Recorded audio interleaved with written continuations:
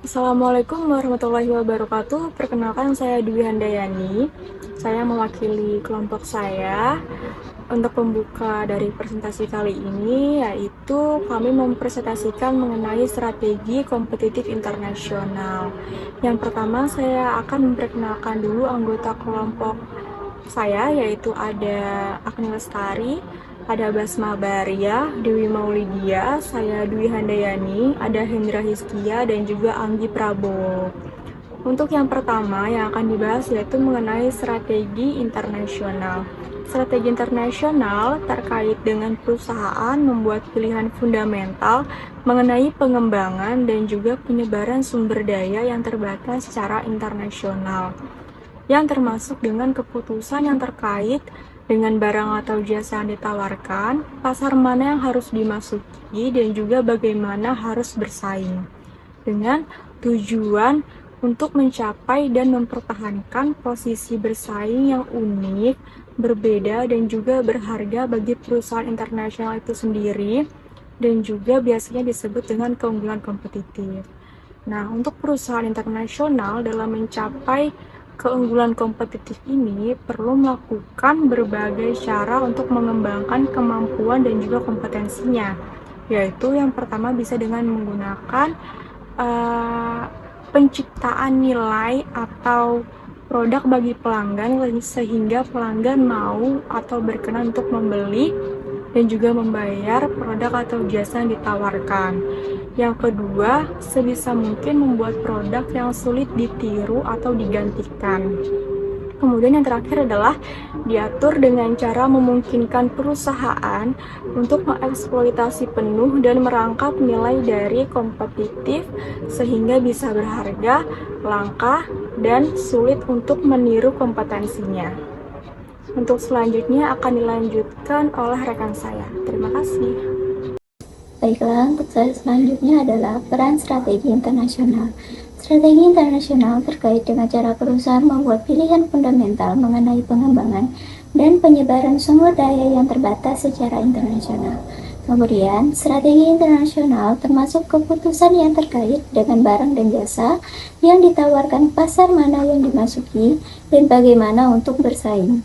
Kemudian, strategi internasional yang efektif adalah strategi yang konsisten baik secara internal maupun eksternal.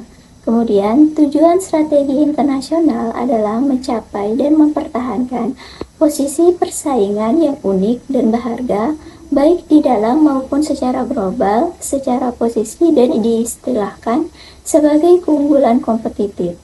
Dan selanjutnya yaitu adalah keunggulan kompetitif yang berkesinambungan dapat dicapai dengan mencoba mengembangkan kompetisi. Baik, selanjutnya yaitu peran strategi internasional. Strategi internasional terkait dengan cara perusahaan membuat pilihan fundamental mengenai pengembangan dan penyebaran sumber daya yang terbatas secara internasional. Strategi internasional termasuk keputusan terkait dengan barang dan jasa yang ditawarkan, pasar mana yang dimasuki, dan bagaimana untuk bersaing. Strategi internasional yang efektif adalah strategi yang konsisten, baik secara internal maupun eksternal. Tujuan strategi internasional adalah untuk mencapai dan mempertahankan posisi persaingan yang unik dan berharga baik di dalam maupun secara global, sebuah posisi yang diistilahkan dengan keunggulan kompetitif. Selalu yang terakhir, keunggulan kompetitif yang berkesinambungan dapat dicapai dengan mencoba mengembangkan kompetensi. Sekian presentasi dari saya, akan dilanjutkan oleh teman saya. Terima kasih. Tantangan kompetitif yang biasa dihadapi manajer bisnis internasional. Yang pertama, tantangan kompetitif manajer dalam bisnis internasional yaitu harus mampu mengidentifikasi dan mengeksploitasi kesempatan secara tepat dimanapun berada, baik domestik maupun internasional. Manajer bisnis internasional juga harus dapat mengerti betul mengapa, bagaimana, ada di mana mereka ingin menjalankan bisnis sekarang dan seiring berjalannya waktu. Termasuk di dalamnya adalah pemahaman terhadap visi dan misi serta cara bersaing dengan perusahaan lain. Terus memahami kekuatan dan kelemahan perusahaan dan dapat membandingkannya terhadap pesaing global. Mereka dapat digunakan untuk memenuhi tantangan tersebut.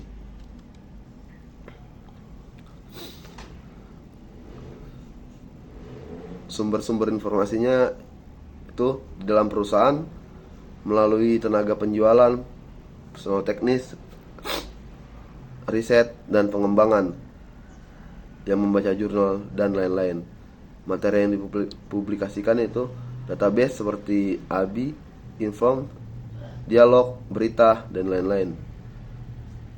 Pemasok atau pelanggan, pegawai pesaing, pengamatan langsung atau analisis bukti fisik. Baik, fitur-fitur rencana, strategis, dan fasilitator implementasi. Proyeksi penjualan dan anggaran. Proyeksi penjualan merupakan sebuah prediksi kinerja penjualan di masa depan. Sementara itu, anggaran menyangkut proyeksi perincian atas pendapatan dan beban selama periode waktu tertentu. Fasilitator implementasi perencanaan. Fasilitator implementasi terdiri dari kebijakan dan prosedur. Prosedur merupakan pedoman umum yang ditujukan untuk membantu personal tingkat bawah dalam menangani isu dan masalah yang berulang. Prosedur menyangkut cara spesifik dalam melaksanakan tugas atau aktivitas tertentu.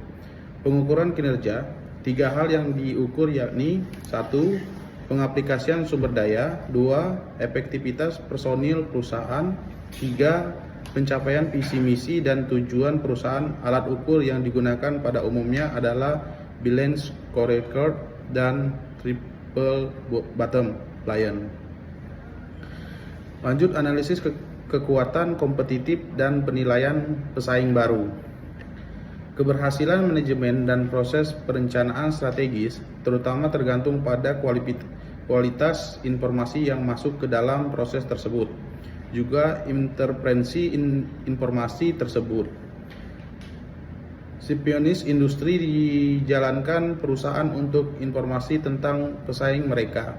Spionis industri merupakan tindakan memata-matai pesaing untuk mempelajari mengenai rahasia strategis dan operasi mereka. Dan juga spionis industri berbeda dengan analisis pesaing dalam hal pengenalan manajemen puncak terhadap tingkat kebutuhan, pengetahuan tentang aktivitas pesaing, dan kepemilikan sistem intelijen pesaing. Ada juga sistem intelijen pesaing mengacu pada prosedur untuk mengumpulkan, menganalisis, dan menyebarkan informasi mengenai pesaing perusahaan. Sistem ini dapat menghasilkan akuisisi legal dan etis, serta informasi pesaing yang bermanfaat bagi perusahaan. Baik, selanjutnya menggunakan penilaian pesaing untuk melihat ke depan bukan ke belakang. Yang pertama, aktivitas penilaian pesaing yang tradisional seperti pengumpulan profil pesaing, laporan berkala, atau kiriman lain yang ditujukan mengungkapkan tindakan pesaing baru-baru ini cenderung terbatas. Oleh karena itu, eksekutif harus memastikan bahwa usaha penilaian pesaing difokuskan untuk memberikan informasi yang bisa diprediksi dan ditindaklanjuti untuk antisipasi ancaman dan kesempatan, dan juga menghindari kejutan. Penilaian pesaing juga harus meningkatkan berbagai informasi dan pengambilan keputusan strategis antar level organisasi dan mempromosikan penggunaan praktik intelijen pesaing. Baik, terima kasih presentasi dari kelompok 4. Kurang lebihnya mohon maaf. Wassalamualaikum warahmatullahi wabarakatuh.